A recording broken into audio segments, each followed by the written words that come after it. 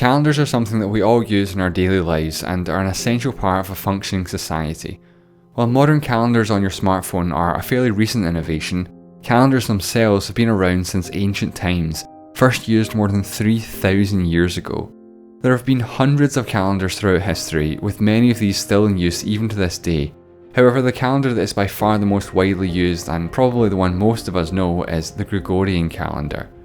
Developed in 1582, named after Pope Gregory XIII, the Gregorian calendar is actually almost identical to the previously used Julian calendar in use since Roman times. The only difference is the way in which the calendars deal with leap years. The Julian calendar had a leap year every 4 years because the time it takes the Earth to revolve around the Sun is 365 and a quarter days. So with 3 years of 365 days and 1 with 366, this averages out to 365.25 days over a 4-year cycle. Problem solved. Unfortunately, a solar year is actually 365.24217 days. This minor difference may seem insignificant, but over the course of hundreds of years, it becomes significant. The Julian calendar had slowly fallen out of sync with the Earth's movement around the Sun. The problem here is that in the Christian year, Easter falls on the first Sunday after the first full moon after the March equinox. However, by 1582, the calendar had diverged from when this rule was established.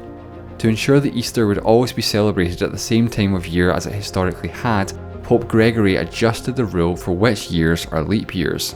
As with the Julian calendar, a leap year would happen every 4 years, except for years that are divisible by 100. Except years that are also divisible by 400. So for example, the years 1800 and 1900 were not leap years, but 2000 was. The Julian calendar drifted by 11 minutes per year, or 1 day every 128 years. The Gregorian calendar drifts just 27 seconds per year, accurate to 1 day in 3200 years. Of course, to account for the difference in time that had already been accumulated, the Gregorian calendar was established already offset by 10 days from the Julian calendar. To get back into sync, countries that have adopted the new calendar have had to skip forward for the difference in days. Not all countries did this initially. It was actually another 170 years before the British Empire and their colonies adopted the new calendar, by this time 11 days out of sync. Even later, it was the 20th century before Russia and Turkey switched, both having to move forward 13 days. Now there was one country, Sweden, that didn't want the major inconvenience of jumping forward, disrupting monthly salaries, rent and so on, so instead decided to skip ahead gradually. This would be achieved by omitting the 11 leap days from 1700 to 1740, bringing them in line with the Gregorian calendar and the other countries using it. It was a good plan and it would have worked, but things didn't turn out that way. After dropping the first leap day in February 1700, distractions of war caused the plan to be abandoned, and the years 1704 and 1708 were leap years. This caused Sweden to be out of sync with both calendars, 1 day ahead of the Julian but still 10 days behind the Gregorian. To fix this, in 1712 Sweden had a double leap year, adding not only February 29th but also February 30th. Sweden eventually switched to the Gregorian calendar the normal way, skipping ahead 11 days in 1753. Now, these calendars are examples of solar calendars. They're based on the sun. However, some calendars also take the moon's movement around the Earth into account. These are known as lunisolar calendars. Probably the best known example of this is the Chinese calendar. While the Gregorian calendar is used in China for several purposes, the traditional calendar is still used for determining Chinese festivals and celebrations. For example, the Chinese New Year takes place on the second or third new moon after the winter solstice. Therefore, both the sun and moon must be used to figure out the date. The calendar has 12 months of 29 or 30 days, alternating month to month. This is because a lunar month is approximately 29.5 days long.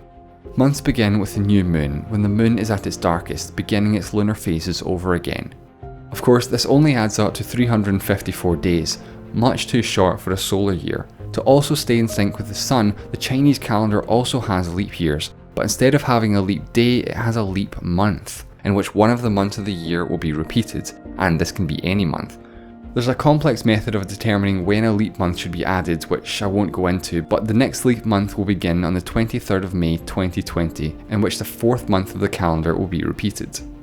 Now, what the Chinese calendar is probably most famous for is the 12 animals of the zodiac. Every year is assigned one of these animals and follows this list in order from year to year. For example, at the time of uploading this video, we're coming to the end of the Year of the Pig. January 25th, 2020 will mark the beginning of the Year of the Rat as the 12-year cycle starts over again. A person born in a given year becomes associated with the animal of that year. For example, if you were born in 1992, after February 3rd, then you would be a monkey. If you were born in the following year, you'd be a rooster. These animals are not thought of as arbitrary in Chinese culture, far from it. In fact, millions of people place great importance on the animals of the zodiac. Often major life decisions, such as getting married, having children, starting a business, etc., can be influenced by the animal of a particular year. Some animals are viewed as better than others. Unsurprisingly, given Chinese art and culture, the dragon is considered the best. If you are born between any of the following dates, then congratulations, you're a dragon. Noticeable population spikes happen every 12 years in China as parents want their kids to be born dragons. Conversely, the worst animal is considered to be the goat. So much so that there were actually reports in January 2015 of a surge in C-sections as pregnant Chinese women raced to have their baby before the Year of the Goat began in February. If you were born between any of these dates, you're a goat.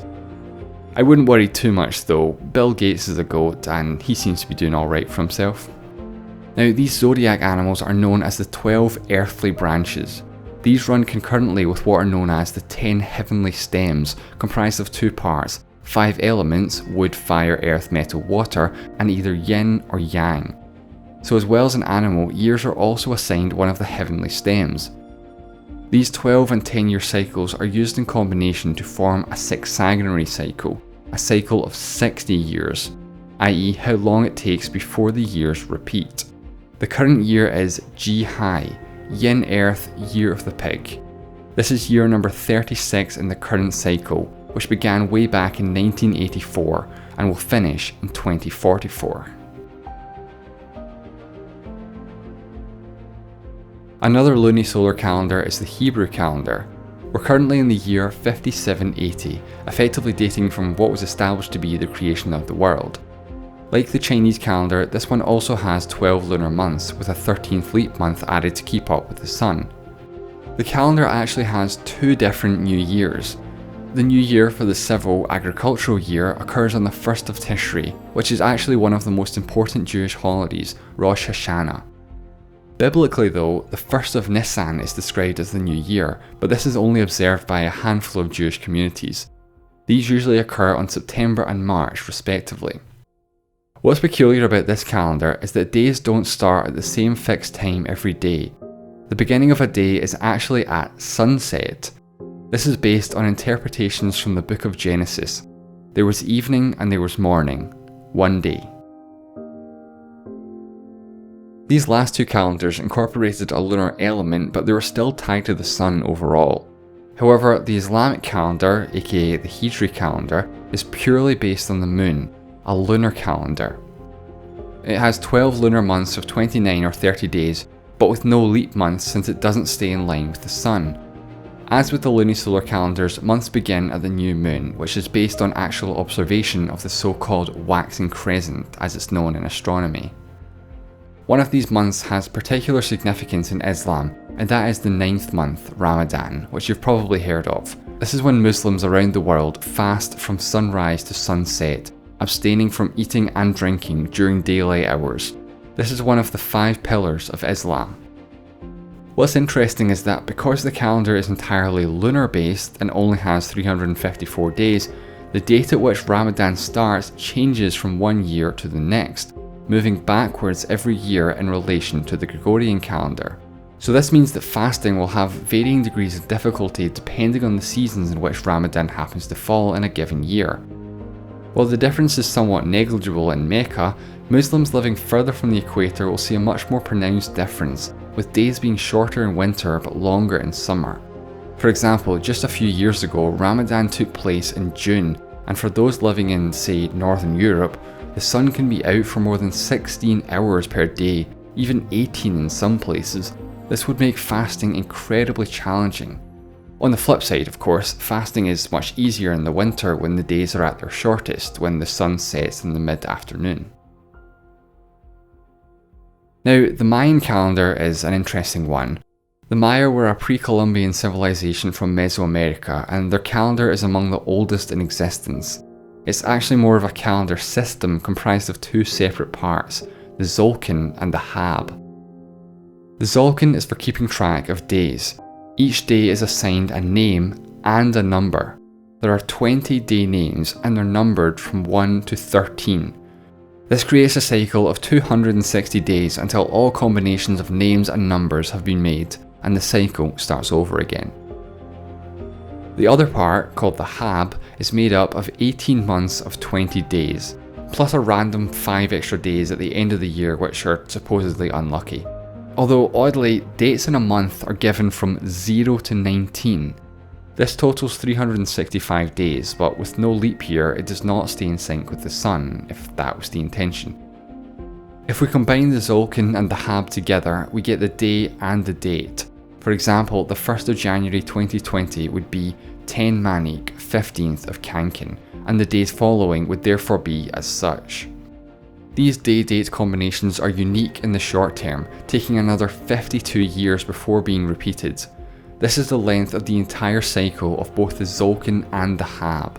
One completion of this whole cycle is called a calendar round.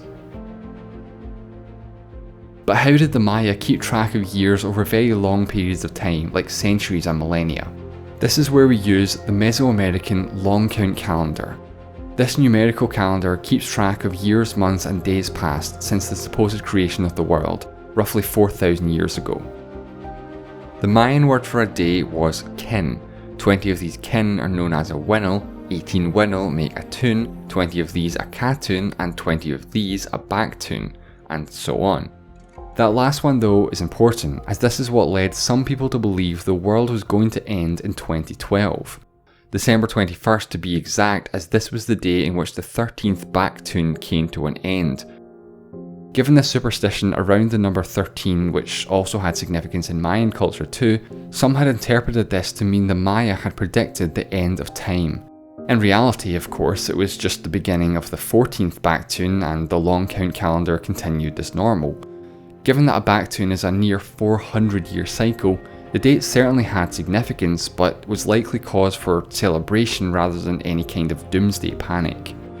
It could perhaps be thought of as somewhat comparable to the whole Y2K fiasco. Some hysteria and confusion, but ultimately it was just an arbitrary date invented by humans with no real meaning to the universe itself.